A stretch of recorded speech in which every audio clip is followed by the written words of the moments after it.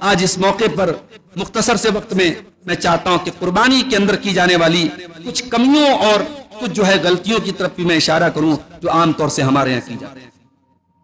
اس میں سب سے پہلی چیز جو ہے وہ ریاکاری ہے۔ اللہ لکھا ہوا جانور بڑے مہنگے داموں میں بکتا ہے، محمد لکھا ہوا جانور بڑے مہنگے داموں میں بکتا ہے۔ کیوں صاحب؟ یہ کس نے آپ سے کہا کہ اللہ لکھا ہوا جانور آپ خرید لو؟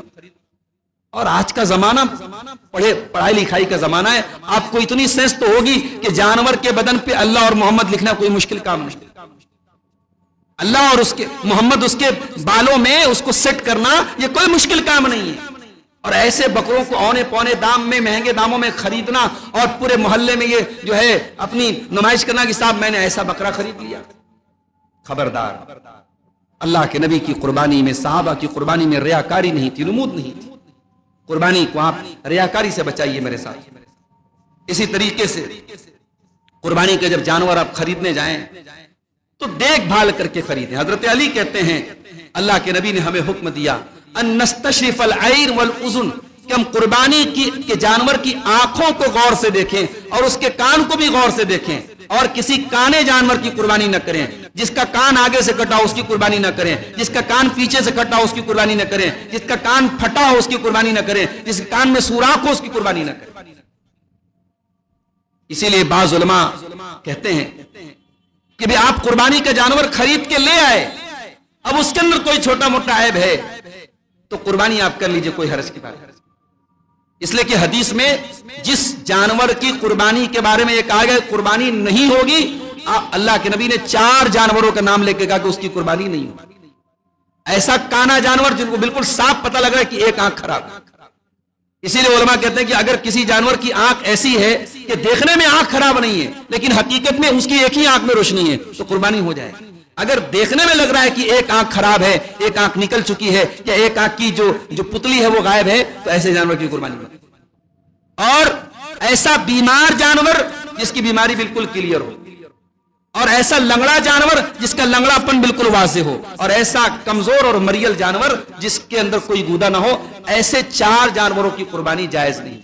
تو چھوٹا موٹا جیسے زخم ہو گیا، پیر میں کہیں چوٹ لگ گئی یا کان کے پاس کہیں چوٹ لگ گئی، چھوٹے موٹے عیب کے باوجود قربانی کر سکتے ہیں، مگر جانور خریدنے کے پہلے آپ دیکھ بھال لیں۔ یہ نہیں کہ ہم جانور خریدنے گئے، اب اس کے کان میں ذرا سا کٹ لگا ہوا ہے اور کہیں زخم وغیرہ ہے اور سستے داموں میں مل رہا ہے تو لے لیا جائے، نہیں۔ آپ کے لینے کے بعد کوئی چھوٹا موٹا عیب نظر آ گیا وہ الگ بات ہے، خریدنے کے پہلے آپ دیکھ بھال لیں۔ اللہ کے نبی حضرت علی سے کہتے ہیں کہ قربانی کے جانور کی آنکھوں اور کان وغیرہ کو غور سے دیکھ لیا۔ اسی طریقے سے قربانی میں دتا جانور ہونا ضروری۔ بعض لوگ کیا کرتے ہیں، ارے یہ تو گھر کا پلا جانور ہے، سال بھر کے اوپر کا جانور ہے، 1.5 سال کا جانور ہے۔ نہیں، اللہ کے نبی نے قربانی کے جانور کی عمر نہیں، اس کے دانت کو کنڈیشن قرار دیا۔ آپ نے فرمایا لا تذبحوا الا مسنۃ، قربانی کرو تو دتے جانور کی کرو۔ اور یہ دانت کا نکلنا یہ ایسی علامت ہے، بچے کو بھی بتا دو تو وہ بھی پہچان سکتا ہے۔ اس میں کوئی فراڈ نہیں ہو سکتا۔ سال میں فراڈ ہو سکتا ہے، جانور 6 مہینے کا ہو، بیچنے والا سال بھر کا بولتے، اس میں فراڈ ہو سکتا ہے، دانت میں کوئی فراڈ نہیں ہو سکتا۔ تو دتے جانور کی قربانی ہو۔ ہاں بھیڑا اگر ہے، بھیڑا اگر 6 مہینے کے اوپر کا ہے تو اس کی قربانی آپ کر سکتے ہیں۔ باقی بکرا وغیرہ ہے یا اور بھی جو قربانی کے جانور، اس میں دتا ہونا ضروری ہے۔ قربانی کرنے کے بعد اس کے گوشت کے بارے میں یہ سمجھنا کہ 3 حصوں میں بانٹنا ضروری ہے۔ ایک حصہ خود کھایا جائے، ایک حصہ رشتہ داروں کو دیا جائے، ایک حصہ غریبوں میں بانٹا جائے، یہ کوئی ضروری بات نہیں۔ اللہ نے قربانی کا حکم دینے کے وقت فرمایا فَكُلُوا مِنْهَا وَأَطْعِمُوا الْقَانِيَ وَالْمُعْتَرَ، قربانی کا گوشت خود بھی کھاؤ اور جو مانگنے والا ہے اس کو بھی کھلاؤ، اور جو بیچارہ ضرورت مند ہے نہیں مانگ رہا اس کو بھی کھلاؤ۔ تو کھانے اور کھلانے کا حکم ہے۔ یہ جو تقسیم بالکل لازم کر لیا لوگوں نے، 3 حصے میں ڈیوائڈ کرنا ضروری ہے، یہ کوئی ضروری چیز نہیں ہے۔ بعض لوگ کیا کرتے ہیں، قربانی کے پہلے جانور پر ہاتھ پھیرتے ہیں، بعض لوگ اسے نہلاتے ہیں، بعض لوگ جو ہے قربانی کے جانور کو بڑا مالا والا پہنا کے بڑا اہتمام کرتے ہیں۔ ان تمام چیزوں سے پرہیز کرنا چاہیے۔ قربانی کے پہلے اس جانور کے پیٹھ پر ہاتھ پھیرنا یا اس کے اس طریقے کا معاملہ کرنا، یہ تمام چیزیں سنت سے ثابت ہیں۔ بعض جگہوں پہ قربانی کا خون اپنے جسم میں لگتے ہیں۔ ابھی تھوڑا سر مت کاٹیے، سر کاٹنے کا مطلب کہ پھر اس کے سر کی تمام رگیں کاٹ دی آپ نے, پورا جو جسم کا جو پورا خون ہے وہ نہیں نکل پائے, تو کچھ دیر ویٹ کرنا چاہیے, پورا جب خون نکل جائے اس کے بعد ہی سر کو دھڑ سے الگ کرنا چاہیے. بعض لوگ میت کی طرف سے الگ سے قربانی کرتے ہیں, ایک جانور الگ سے اپنے مرحوم دادا کے نام سے لائے, ابا کے نام سے لائے, اماں کے نام سے لائے. اماں زندہ تھی, اماں کی کوئی قدر نہیں تھی, ابا زندہ تھے, ذرا ذرا سی باتوں کے لیے ابا کو ترسایا کرتے. ماں کی دواؤں کا پیسہ تیرے پاس نہیں تھا, اور ماں کے مرنے کے بعد تجھے بڑی محبت جاگ رہی ہے, اماں کے نام سے الگ سے بکرا لا رہا ہے. اللہ کے نبی اپنی بیوی خدیجہ سے کتنی محبت کرتے, گوشت بنتا تھا اللہ کے نبی کے گھر میں, اس گوشت کی بوٹیاں خدیجہ کی سہیلیوں کے بھجواتے تھے, اتنی محبت کرتے. اللہ کے رسول صلی اللہ علیہ وسلم نے کبھی بھی حضرت خدیجہ کے نام پہ بکرا لے کے ذبح نہیں کیا. اپنے چچا ابو طالب سے کتنی محبت کرتے تھے, ان کے نام پہ کبھی بکرا لے کے ذبح نہیں کیا. تو میت کی طرف سے الگ سے قربانی کرنا اس کا کوئی ثبوت نہیں ہے. ہاں علماء نے یہ بات لکھی ہے کہ آپ اپنی قربانی کے ثواب میں شامل کر سکتے. اس کی دلیل کیا ہے کہ اللہ کے نبی صلی اللہ علیہ وسلم جب قربانی کرتے تھے اپنے تمام اہل بیت کی طرف سے کرتے تھے. اب تمام اہل بیت میں مرحومین بھی شامل ہو گئے, تمام امت کی طرف سے بھی آپ نے قربانی کی. ایک حدیث میں آپ نے قربانی کی دعا پڑھی, آپ نے کہا اللہ میری امت کے ان تمام لوگوں کی طرف سے قربانی قبول فرما لے, ممن شہید لک بالتوحید, جو تیری توحید کا اقرار کرے. تو اس لیے قربانی میں آپ اپنے مرحومین کو شامل کر سکتے ہیں, الگ سے ان کی طرف سے قربانی کرنا یہ صحیح نہیں. بعض لوگ کیا کرتے ہیں, طاقت ہے قربانی نہیں کرتے. ٹھیک ہے, یہ ایک اختلافی مسئلہ ہے کہ قربانی فرض ہے کہ نہیں. ہمارے بہت سارے بھائیوں کیا قربانی فرض ہے, ان کے علماء کا فتویٰ ہے کہ قربانی فرض ہے. کس کے اوپر فرض ہے؟ صاحب نصاب کے. ہمارا یہ ماننا ہے دلیل کی روشنی میں کہ قربانی کا زکات سے کوئی تعلق نہیں. آپ زکات دیتے کہ نہیں دیتے اس سے کوئی مطلب نہیں. اگر آپ کے پاس قربانی کا جانور لانے کی طاقت ہے تو آپ کو ضرور قربانی کرنا چاہیے. اور ابھی آپ نے شیخ عمران صاحب کی تقریر میں سنا, اللہ کے نبی نے بڑے سخت الفاظ استعمال کیے کہ جو طاقت کے باوجود قربانی نہ کرے فلا یقربن مصلانا, وہ ہماری عیدگاہ کے قریب نہ ہے. یعنی عید کا تہوار ایک شعار ہے, ایک علامت ہے, اور آپ جان بوجھ کر کے اللہ نے آپ کو نوازا ہے اور آپ قربانی نہیں کر رہے. اللہ کے نبی نے اپنی زندگی کے آخری سال جو حج کیا تھا, بھئی حج کے موقع پر بھی تو قربانی ہوتی ہے نا, اور حاجی کتنی قربانی کرتا ہے؟ ایک جانور کی کرتا ہے. اللہ کے نبی نے 100 اونٹوں کی قربانی کی تھی, اور 100 میں سے 63 اونٹ اللہ کے نبی نے اپنے ہاتھ سے ذبح کیے تھے, اور باقی 37 اونٹ حضرت علی نے ذبح کیے. تو اللہ کے نبی بہت مالدار تو نہیں تھے. اسی قربانی کے 2.5 مہینے کے بعد اللہ کے نبی کا انتقال ہوا, اور آپ کی وفات والے دن کے پہلے جو رات گزری ہے, اس رات چراغ میں جو تیل ڈالا گیا وہ پڑوسی سے ادھار لیا گیا. اتنے مال والے نہیں تھے اللہ کے, مگر جذبہ تھا اور احساس بھی آپ کو ہو گیا تھا میری زندگی کا آخری سال ہے, تو آپ نے 100 اونٹوں کی قربانی کی. علماء نے اس سے یہ مسئلہ نکالا ہے کہ انسان کو اپنی حیثیت کے مطابق بڑھ چڑھ کے قربانی کرنا ہے, قربانی میں کنجوسی نہیں کرنا ہے.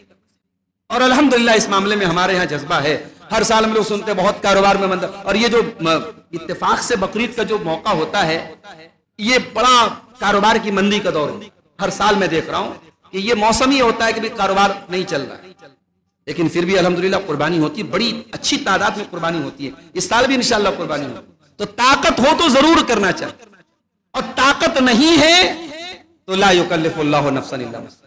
قرضہ لے کر کے, ادھار لے کے کہ آج لے لے بعد میں دیں گے, بھائی ایسی عبادت مت.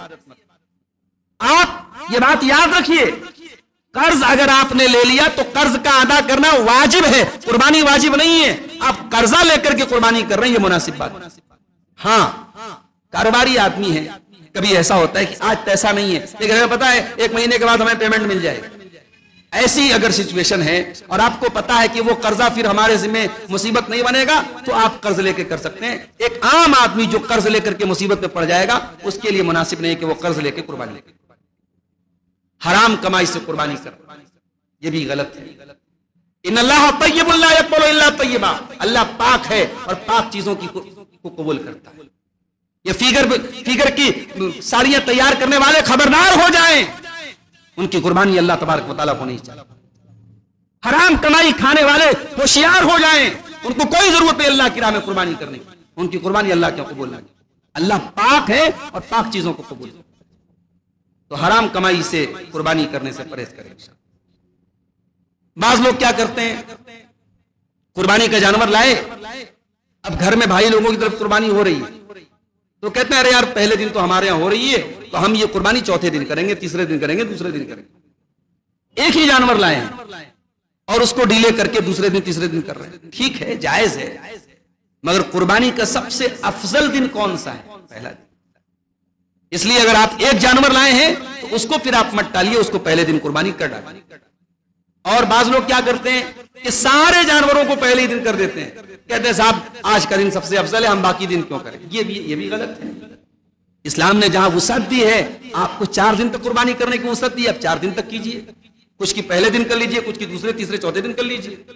خاص طور سے ہمارے یہاں چوتھے دن کی قربانی تو صرف اہل حدیث کرتے ہیں، باقی لوگ تو ہمارے یہاں چوتھے دن قربانی نہیں کرتے ہیں، اور حتیٰ کہ بعض لوگ اتنے سخت ہیں کہ چوتھے دن کی قربانی کرنے کے بعد اگر ان کو دعوت دی جائے تو دعوت میں نہیں آتے ہیں، کہتے ہیں صاحب ہم لوگ اس کو صحیح نہیں مانتے۔ ارے اللہ کے بندے چلو ٹھیک ہے، تم قربانی نہیں مانتے، ہے تو ذبیحہ تو مسلمان کا ذبیحہ ہے، یہ بڑا عجیب مسئلہ ہے۔ چوتھے دن کی قربانی نہیں مانتے تو اس کی دعوت میں بھی نہیں جاتے، بھائی ہم قربانی کو ہی صحیح نہیں مانتے، تو یہ ایک تشدد ہے جس سے بچنا چاہیے۔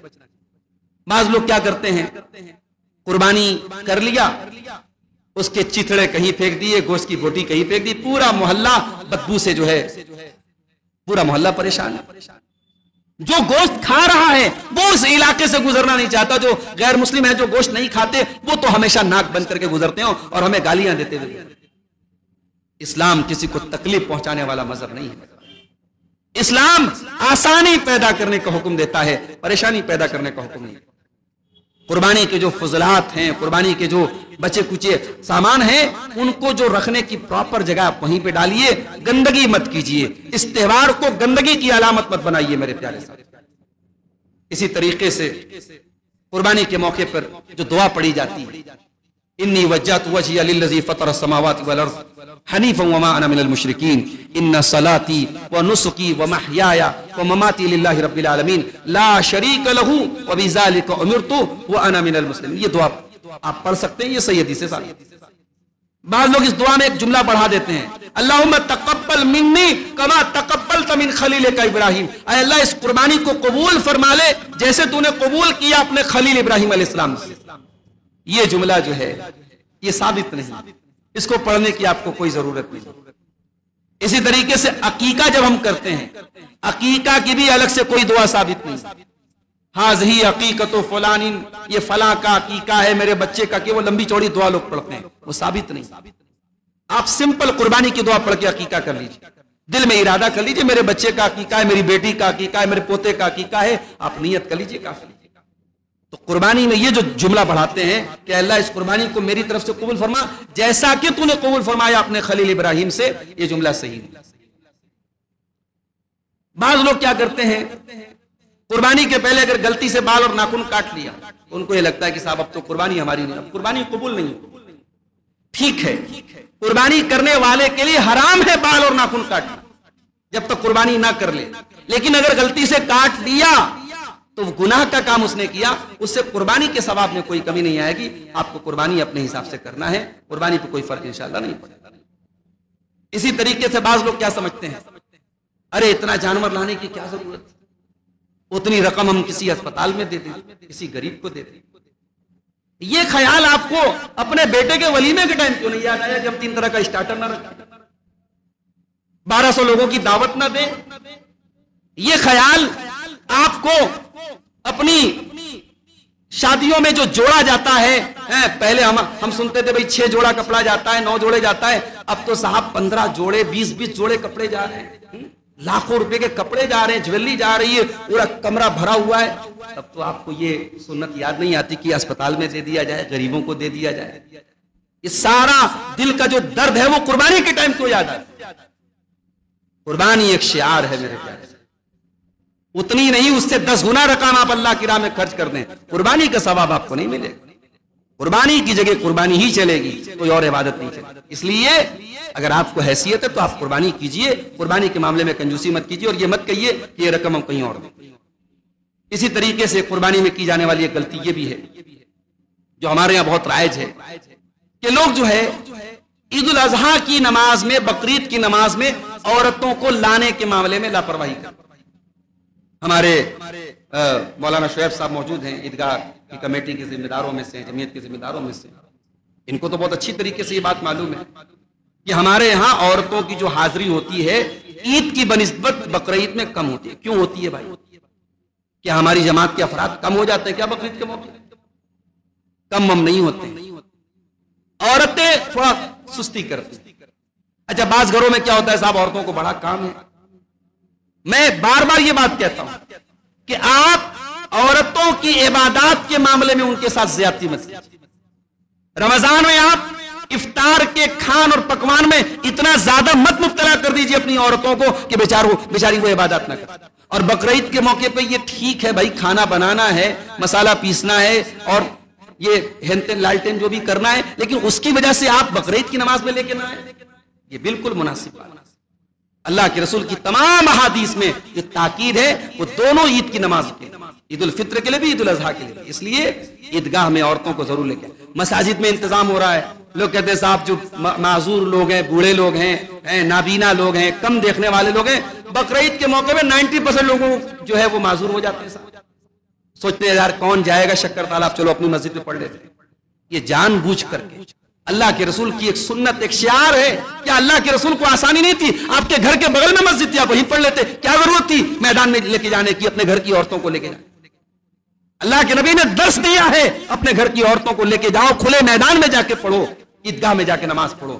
آپ کی سنت یہی ہے میرے پیارے ساتھیوں۔ اس پر ہمیں بغیر کسی بارش ہو گئی الگ مسئلہ ہے، کوئی حالات آگے الگ مسئلہ ہے، لیکن نماز ہمیں عیدگاہ میں ہی جا کے پڑھنی چاہیے۔ بقرعید کے دن روزہ آپ نہیں رکھ سکتے، حرام ہے۔ بقرعید کے دن صبح جو ہم لوگ کچھ کھاتے پیتے نہیں ہیں وہ روزہ نہیں ہے، وہ ایک سنت ہے۔ اگر کوئی شوگر کا مریض ہے، ڈائبٹک ہے، کچھ اگر اس کو ضرورت پڑی کھا لے پی لے، کوئی حرج کی بات ہے، کوئی روزہ نہیں ہے وہ۔ ہاں حکم ہے، اللہ کے نبی کی سنت ہے کہ عید کے دن کچھ کھا کے جایا جائے، اور بقرعید کے دن آ کر کے جو ہے عید الاضحیٰ کی قربانی کی جو گوشت ہے اس سے شروعات ہے۔ اب بسا اوقات ایسا ہوتا ہے جن کے گھروں میں ذبح کرنے والا اور کھال بنانے والا کوئی نہیں ہوتا، اب کسائی لوگوں کا تو راج ہوتا ہے بقرعید والے۔ اب صاحب وہ 11 بجے 11:30 بجے آ رہے ہیں، صبح 4 بجے ہم نے فجر کی نماز پڑھی ہے، یہ تو پورا آدھے دن کا روزہ ہو جائے گا، تو وہ روزہ نہیں رکھنا ہے، بقرعید کے دن روزہ نہیں رکھنا ہے۔ اگر کسائی اتنی لیٹ آ رہا ہے تو آپ کچھ کھا پی لے بھائی، کوئی حرج کی بات نہیں، کوئی مسئلے کی بات نہیں۔ بہتر ہے، افضل ہے کہ آپ قربانی کے گوشت سے شروعات کریں۔ اور اسی طریقے سے میرے ساتھیوں، آخری چیز بیان کر کے بات ختم کر رہا ہوں۔ قربانی کے بعد لوگ کیا کرتے ہیں، بالکل کسائی والے فارم میں آ گئے، بنیان پہن کے، لنگی پہن کے کسائی بن گئے، اور پھر اس کا فوٹو لے لیا، ویڈیو لے لیا، اس کو انسٹاگرام پہ ڈال رہے ہیں، فیس بک پہ ڈال رہے ہیں۔ اس کی کیا ضرورت ہے میرے؟ پہلی بات تو یہ کہ آپ لوگوں کو دکھانے کے لیے کر نہیں رہے ہیں، اور دوسری بات آپ ملک کے حالات دیکھ رہے ہیں، اور آج کا زمانہ ایڈیٹنگ کا زمانہ ہے۔ پتہ لگا آپ نے کسی اور جانور کی ویڈیو ڈالی اور اس کو ایڈیٹنگ کر کے کوئی اور جانور بنا دیا گیا، اور آج کل تو آپ جان رہے ہیں سفر میں گوشت وغیرہ لے کے جانا بھی بہت مشکل کام ہے۔ یعنی اتنے فسادی اور شریر لوگ سماج میں موجود ہیں کہ وہ کب جو ہے بات کا بتنگڑ بنا دے اور تل کا تاڑا بنا دے نہیں کہہ سکتے۔ تو اس لیے اپنی جان پر رحم کیجئے، اپنی کمیونٹی پر رحم کیجئے، کوئی ایسا کام مت کیجئے جس سے شر کا اندیشہ ہو۔ ابھی پچھلے دنوں ہمارے شہر میں جو کچھ حادثات ہوئے یا کچھ معاملات جو آئے، سب کے پیچھے اگر آپ وجہ دیکھیں گے نا، ہمارے نوجوانوں کی کچھ جو ہے غیر ناسمجھی اور ان کی غیر دور اندیشی ہے۔ ہم ایسا کام کیوں کرتے ہیں جس کی وجہ سے ہمیں آگے چل کے پچھتانا پڑتا ہے؟ سوشل میڈیا کا استعمال کیجئے، لیکن بہت سوچ سمجھ کے کیجئے۔ کوئی ایسی پوسٹ مت ڈالیے جو آپ کے لیے مصیبت کا سبب بنے۔ تو خاص طور سے قربانی کے تعلق سے میں کہوں گا، اگر آپ نے کوئی تصویر لی بھی ہے اس کو اپنے تک محدود رکھیے، اس کو سوشل میڈیا پہ اللہ کے واسطے مت ڈالیے۔ یہ اس لیے نہیں کہ ہم ڈرپوک لوگ، اس لیے کہ اس کی کوئی ضرورت نہیں ہے، شرعی طور پہ نہ اس میں کوئی ثواب کا کام ہے، نہ اس کی کوئی ضرورت ہے۔ تو یہ چند باتیں تھیں جو قربانی کے تعلق سے ہمارے بیچ میں غلطیاں پائی جاتی ہیں۔ ہم اللہ تعالیٰ سے دعا کرتے ہیں رب العالمین ہماری قربانیوں کو قبول فرمائے، ہماری قربانیوں میں جو کمیاں اور کوتاہیاں رہیں گی اللہ تعالیٰ اپنے فضل و کرم سے ان کو دور فرما دے، اور جو بھی ہم میں سے صاحب استطاعت لوگ ہیں अल्लाह उनको बढ़ चढ़ करके कुर्बानी करने की तौफीक अता फरमाए। अल्लाह इब्राहीम और इस्माइल अलैहिस्सलाम के जैसा कुर्बानी और इखलास का जज्बा हमारे दिलों में भी पैदा फरमा दे। अल्लाह हमें तौफीक दे कि उसके दीन के लिए जब भी जरूरत पड़े तन मन धन हम कुर्बान करने के लिए तैयार हो जाएं। अल्लाह हमारे मुल्क के अमन और चैन की भी हिफाजत फरमाए, हमारे शहर की भी हिफाजत फरमाए, हर किस्म के शर से और फिरका परस्तों की फितना परवरी से अल्लाह ताला हमारे शहर की, हमारे मुल्क की हिफाजत फरमाए। अल्लाह सुकून के साथ हमें अपना ये दूसरा त्यौहार मनाने की तौफीक अता फरमाए। आमीन। व आखिर दावाना अनिल हम्दुलिल्लाहि रब्बिल आलमीन।